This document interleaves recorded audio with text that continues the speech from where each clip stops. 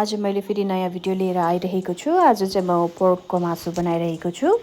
अनि यसमा चाहिँ फर्स्टमा हामीले प्यान गरम गर्यौँ अनि गरम गरेर सबै मासुहरू अघि नै बोइल गरेर राखेको थियो।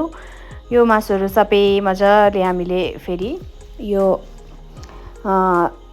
भाँडामा राख्दैछौँ अनि यो राखेपछि मजाले फ्राई गर्नुपर्ने हुन्छ, किनभने यसको यो अननेसेसरी फ्याटहरू सबै हामीले निकाल्नुपर्छ। यसरी मजाले रातो हुइन्जेलसम्म मजाले हामीले यसरी फ्राई गर्नुपर्छ। अनि हेर्दै जानुहोस्, एकछिन 10 मिनट हामीले फ्राई गर्दा यसरी यसको सबै एक्स्ट्रा फ्याटहरू निक्लेर गइरहेको छ अनि हेर्दा पनि खाउँ खाउँ जस्तो देखिरहेको छ। अनि यो फ्याटलाई सबै निकालेपछि फेरि त्यही भाँडामा हामीले तोरीको तेल तताइरहेको छौँ। तोरीको तेल तताएपछि अनि त्यो माथि हामीले काटेर राखेको प्याज राख्नुपर्छ।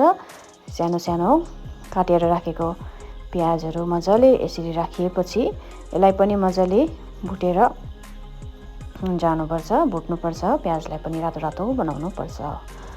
प्याजलाई यसरी मजाले चलाउँदै पकाउनुपर्छ। अनि यसरी मजाले चलाउँदै पकाएपछि रातो भएपछि यसलाई यसरी मजाले पकाउँदै जानुपर्छ। अनि त्यो माथि हामीले फेरि अघि फ्राई गरेर राखेको मासुलाई मजाले राख्यौँ। अनि त्यो माथि हामीले बेसार लगायौँ, अलिअलि रातो खोर्सानी काश्मिरी लाल मिर्च लगायौँ अनि माथिबाट नुन पनि स्वादअनुसार लगायौँ। सबै लगाएर फेरि एकपल्ट हामीले चलायौँ। चलाएपछि यो मिक्स मसला छ, यसमा चाहिँ आज खालि लसुन अनि जिरा मात्रै पिसेको छ, यो लगायो। यो लगाएर पनि मजाले यसरी भुट्नुपर्ने हुन्छ। यसरी भुटेपछि फेरि अघिको जस्तै यसको पुरा फ्याट थियो यो मासुमा, त्यसै कारण पुरा निस्किरहेको छ। अनि माथि त्यसमाथि सानो सानो काटिएको टमाटर पनि हामीले लगायौँ। टमाटर राखेपछि हामीले एकपल्ट मजाले चलाउनु पर्ने हुन्छ। फेरि चलाएपछि एकछिन हामीले छोपेर राख्नुपर्छ। 10 मिनट छोपेर राखेपछि यहाँ हाम्रो आपाले चाहिँ के खानु हुँदै थियो अनि छोपेर राखेपछि एकछिनमा निकालेर हामीले हेर्दाखेरि मजाले फेरि टमाटर पाकिसकेको रहेछ। फेरि हामीले मजाले चलायौँ अनि टमाटर पनि मजाले पाकिएपछि चाहिँ हामीले यसलाई चेक गरिरहनु पर्ने हुन्छ। यो माथि हामीले तातो पानी राखिदियौँ, 1 मग पानी राखेर।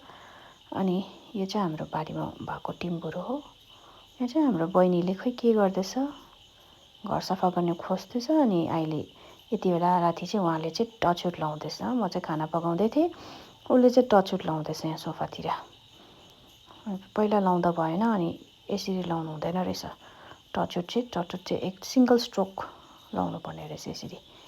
अन्त अहिले चाहिँ भयो, उहाँले यसरी लाउँदैछ टचवुड।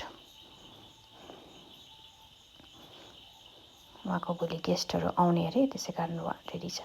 यता म चाहिँ हेर्दाखेरि मेरो मासु पाकिसकेको रहेछ। उहाँले चाहिँ तर धुमधाम काम गर्नुहुँदैछ। अनि मेरो मासु चाहिँ पाकिसकेछ। यो लास्टमा चाहिँ म धनियाँ काटेर माथिबाट छर्किँदैछु, किनभने धनियाँले चाहिँ टेस्ट बढाउँछ। अनि मेरो फाइनली मासु पाक्यो।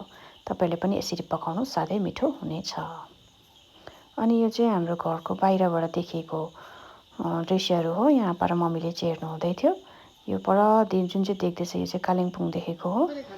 अनि यहाँ हाम्रो हजुर खाना खाइसक्यो त मैले। कस्तो भयो आजको? आज चाहिँ एकदमै टेस्टी भयो। टेस्टी भयो?